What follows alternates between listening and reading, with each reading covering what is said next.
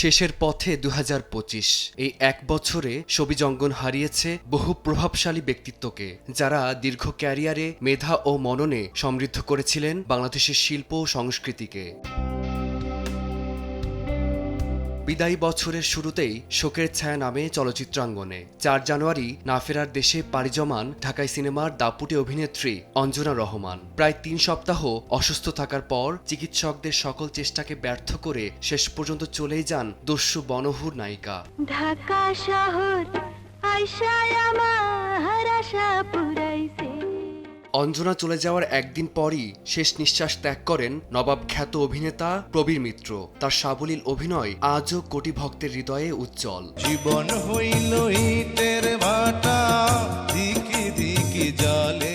গত ২৫শে মার্চ চিরবিদায় নেন সংস্কৃতি অঙ্গনের অগ্রণী ব্যক্তিত্ব, সঙ্গীতজ্ঞ, ছায়ানটের অন্যতম প্রতিষ্ঠাতা ও সভাপতি সঞ্জিদা খাতুন। ৫২ ভাষা আন্দোলন থেকে শুরু করে দেশের সব সংকটে সক্রিয় ছিলেন এই বরেণ্য ব্যক্তিত্ব। তার বিপুল কর্মময় বর্ণাঢ্য জীবন সামগ্রিকভাবে বাঙালির মানুষ ও সংস্কৃতিকে সমৃদ্ধ করেছে। প্রেম জানে না রসিকালা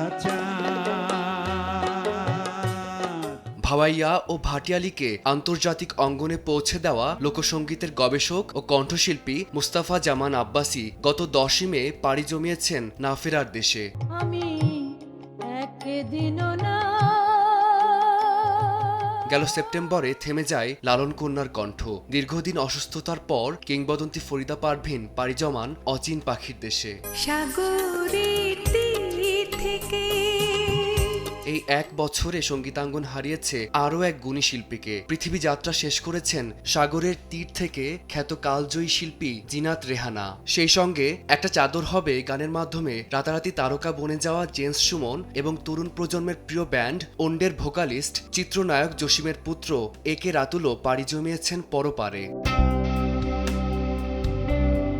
বিদায়ী বছরে চলচ্চিত্র জগৎ হারিয়েছেন আরও কিছু গুণী শিল্পীকে। গত আগস্ট মাসে যুক্তরাষ্ট্রের একটি হাসপাতালে শেষ নিঃশ্বাস ত্যাগ করেন বহুমুখী প্রতিভাধর জাহানারা ভূঁইয়া। খল চরিত্রে নিজের স্বকীয়তা বজায় রাখা অভিনেতা শাঙ্কু পাঞ্জাও হার মানেন ক্যান্সারের কাছে।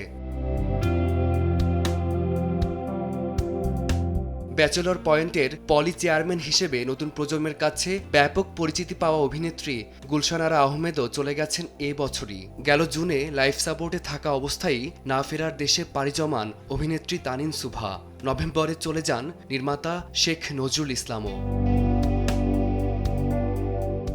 নতুন বছরের আগমনে আনন্দের আমেজ থাকলেও সংস্কৃতি অঙ্গনের এই নক্ষত্রদের অভাব প্রতিটি শিল্পমনা মানুষের হৃদয়ে ভক্তদের মানসপটে বিষাদ হয়ে বিঁধবে দীর্ঘকাল। ফারদিন মাঝার, সময় সংবাদ, ঢাকা।